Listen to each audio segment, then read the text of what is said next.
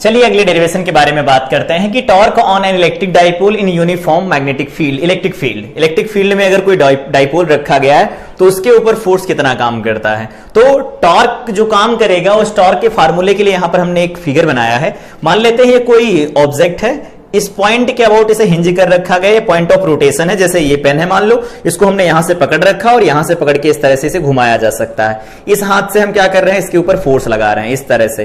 तो जिस पॉइंट के अबाउट ये रोटेट कर रहा है इसे बोला जाता है पॉइंट ऑफ रोटेशन, और जिस पॉइंट पर ये फोर्स काम कर रहा है उसे बोला जाता है point of application of force. ठीक है, 11th में नहीं पढ़ा होगा तो वही रिकॉल कर रहे हैं। मान लीजिए कि इसके ऊपर फोर्स इस डायरेक्शन में लग रहा है, ये आर वेक्टर दिया गया है। इस पॉइंट ऑफ रोटेशन और इस पॉइंट ऑफ एप्लीकेशन के बीच का ये पोजीशन वेक्टर कह सकते हो, position vector of point of application of force with respect two point of rotation. तो अगर ये आर है, ये एफ है, तो टाउ का फार्मूला पढ़ा होगा, R vector cross F P vector लिखा जाता है। ठीक है, आर क्रॉस एफ और क्रॉस एफ से लिखते हैं इसे हम, बेसिकली इसे हम आर क्रॉस एफ से लिखते हैं, R vector cross F vector से लिखा जाता है। ठीक, ऐसा लिख दिया। अब अगर हमें मान लो इस तरह से फार्मूला नहीं लगाना, हमें मैग्नीट्यूड वाइज जाना है, तो मैग्नीट्यूड वाइज जाने के लिए दो फार्मूले हमारे पास। एक तो लिख सकते हैं R perpendicular into F. R perpendicular क्या होगा, जिस लाइन के अलोंग फोर्स काम करता है इसको बोला जाता है line of action of force. उसकी डिस्टेंस अगर पॉइंट ऑफ रोटेशन से परपेंडिकुलर मिल जाती है तो वो लिख दो, इंटू फोर्स लिख दो। तो ये क्या कितनी आएगी, ये आर है, ये थीटा है, थीटा हो जाएगा तो ये आर साइन थीटा बनेगा। तो इस वाली वैल्यू को लिख सकते हैं R sine theta into F. अगर ये ना पता चल पाए तो फोर्स का कंपोनेंट ले लो, फोर्स का कंपोनेंट ले लिया इस आर वेक्टर के परपेंडिकुलर डायरेक्शन में। तो अगर थीटा ये होगा तो एफ कॉस थीटा इधर, एफ साइन थीटा इधर, तो इसे एफ साइन थीटा इंटू में आर लिखा जा सकता है। दोनों तरह से किसी भी तरह से लिखा जा सकता है। ठीक है, अब हमने यहां पर कंसीडर किया है एक डाइपोल है ए बी। ठीक है, ये माइनस क्यों है और उसका प्लस क्यों चार्ज है, और इसको यूनिफॉर्म इलेक्ट्रिक फील्ड ई में रखा गया। यूनिफॉर्म इलेक्ट्रिक फील्ड में इलेक्ट्रिक फील्ड लाइंस जो होती हैं वो पैरेलल होती हैं और यूनिफॉर्मली स्पेस्ड होती हैं, इनके बीच में जो स्पेस होता है वो यूनिफॉर्म रहता है। ठीक है, अब हमने क्या किया, इसको हमने थीटा एंगल पर रखा है। थीटा एंगल पर रखेंगे तो ये प्लस क्यू है, तो प्लस क्यू के ऊपर जो फोर्स लगता है वो फील्ड की डायरेक्शन में लगता है, और माइनस क्यू चार्ज पर जो फोर्स लगता है वो फील्ड की अपोजिट डायरेक्शन में लगता है। लेकिन फोर्स का मैग्नीट्यूड दोनों पर सेम होगा क्योंकि चार्जेस सेम है और इलेक्ट्रिक फील्ड दोनों जगह पर एक जैसा है। इसका मतलब फील्ड यूनिफॉर्म है। तो अगर फील्ड यूनिफॉर्म होता है तो अगर क्यू चार्ज के ऊपर फोर्स लिखा जाए तो F is equal to Q into E लिखा जाता है। ठीक है, तो इसके ऊपर भी क्यू इंटू ई काम करेगा, इसके ऊपर क्यू इंटू ई काम करेगा। अब डाइपोल इस तरह से, इस वाले पर राइट साइड में फोर्स काम कर रहा है, इस वाले पर लेफ्ट साइड में फोर्स काम कर रहा है, तो आपको पता चला होगा ये ऐसे रोटेट करने वाला है। तो अगर रोटेट करेगा तो यहां पर दोनों फोर्स हैं, दोनों फोर्स इसे रोटेट कराएंगे तो टॉर्क बनेगा। टॉर्क कितना लिखा जा सकता है, तो टॉर्क कैसे लिखा जाता है, यहां पर दो फोर्स हैं, दो फोर्स का मतलब इनको बोला जाता है कपल ऑफ फोर्स, और कपल ऑफ फोर्स अगर टॉर्क लिखा जाता तो उसका फार्मूला देखो, एक फोर्स लिख दो और दोनों फोर्स जिस लाइन ऑफ एक्शन के अलोंग काम कर रहे हो उनके बीच का परपेंडिकुलर डिस्टेंस लिख दो।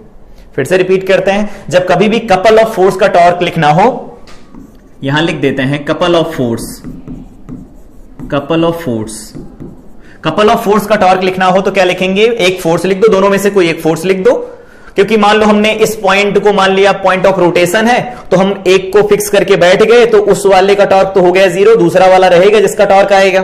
तो उसका टॉर्क अगर हमें लिखना है तो क्या करेंगे, हम फोर्स लिखेंगे और परपेंडिकुलर डिस्टेंस लिखेंगे between line of action of forces. तो क्या किया, फोर्स लिख दिया, तो इसके ऊपर भी क्यों ही लग रहा था, उसके ऊपर भी क्यों ही लग रहा था, कोई एक फोर्स लिख दो, लिख दिया। इनटू में perpendicular distance between line of action of forces, इनके बीच की परपेंडिकुलर डिस्टेंस। तो देखो ये वाला इस line of action of force है इसकी, और ये इसकी लाइन ऑफ एक्शन है, दोनों के बीच का परपेंडिकुलर डिस्टेंस चाहिए। तो ये 2l होता है सेपरेशन, प्लस क्यू और माइनस क्यू के बीच का। अगर इसको थीटा लिखा गया है तो ये वैल्यू थीटा हो जाएगी। अगर ये थीटा हो जाएगी, ये 2l है, तो सामने क्या बन जाएगा यहां पर 2l साइन थीटा। तो उसको हम लोगों ने लिख लिया 2l साइन थीटा। अब क्या करना है, यहां से देखो 2 को यहां ले लिया, क्यू को यहां ले लिया, l को यहां ले लिया, 2ql ले लिया, p बनाना है ना, तो 2ql ले लिया, e को अकेला छोड़ दिया, साइन थीटा दे दिया इसे। अब क्या करना है, p की जगह पर, मतलब p को हम लिखने वाले 2ql, तो हमने क्या किया, इस पहले ब्रैकेट को लिख दिया p और सामने e लिखा था, e साइन थीटा हो गया। पढ़ा होगा वेक्टर के अंदर जब कभी भी लिखा गया होता है ए वेक्टर क्रॉस बी वेक्टर, तो उसको क्या लिखा जाता है, ए बी साइन थीटा लिखा जाता है। इन जनरल एन कैप भी आता है लेकिन उसको डिस्कस नहीं कर रहे हैं। यहां पर ए क्रॉस बी को लिखा जाता है ए बी साइन थीटा। तो यहां पर देखो लिखा ए बी साइन थीटा, तो इसको ए क्रॉस बी लिख सकते हैं, हाँ, तो इसको पी क्रॉस ई लिखा जा सकता है। अब पी पहले आएगा या ई पहले आएगा वो डिसाइड करेगा टॉर्क की डायरेक्शन। टॉर्क यहां पर देखो सेंस ऑफ रोटेशन कैसा है, मतलब कैसे घूमने वाला है, तो ये क्लॉकवाइज घूमने वाला है। तो क्लॉकवाइज अगर घूमने वाला होता है तो सेंस ऑफ रोटेशन अगर क्लॉकवाइज होता है, क्लॉकवाइज, तो यहां पर जो टॉर्क निकल के आता है टाउ कैप वो इनटू द प्लेन निकल के आता है। और अगर ये एंटी क्लॉकवाइज हो जाए, एंटी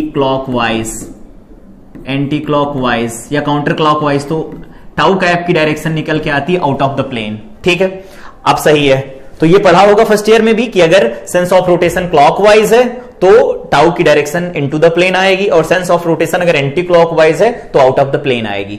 अब हमें क्या देखना, इससे तो दिख रहा है कि सेंस ऑफ रोटेशन क्लॉकवाइज होने वाला है, तो क्लॉकवाइज डायरेक्शन होगी तो पी को पहले लिखेंगे या ई को पहले लिखेंगे, डिसाइड करने के लिए। पी की डायरेक्शन क्या आएगी, तो माइनस से प्लस की तरफ आती है, इसका मतलब पी वेक्टर इधर की तरफ आने वाला है। तो पी की तरफ अपना हाथ करो, कर्ल करो ई की तरफ, थंब कहा गया इनटू द प्लेन, इसका मतलब डायरेक्शन सही है। तो हम टाउ की वैल्यू लिख सकते हैं P vector cross E vector.